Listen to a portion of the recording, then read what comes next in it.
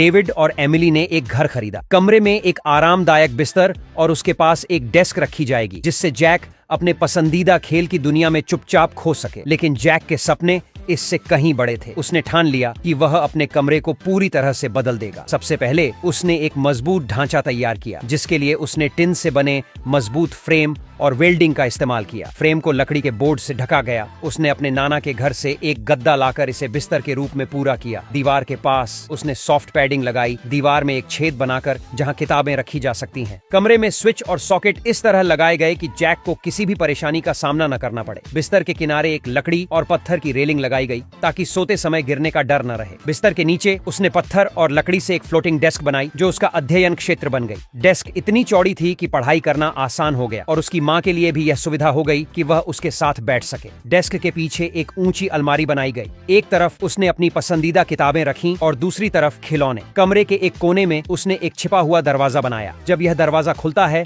तो वह उसका गुप्त ठिकाना बन जाता है। खिड़की के पास उसने एक फ्लोटिंग टेबल लगाई जहां गेमिंग कंप्यूटर रखा गया। इस गुप्त ठिकाने में वह आराम से अपने खेल में समय बिताता है। उसने एक और ऊंची अलमारी बनाई जिसमें छोटा फ्रिज रखा गया जो उसकी मनपसंद ड्रिंक्स और स्नैक्स से भरा रहता है। कमरे में एक खिड़की भी बनाई गई जो सूरज की रोशनी और ताजी हवा के लिए खोलने योग्य थी। इस बेडरूम का डिजाइन बेहद अनोखा और बहुपयोगी है और सबसे खास बात यह कि जैक अब अपने गुप्त ठिकाने में बिना किसी रोक टोक के अपने सपनों को पूरा कर सकता है।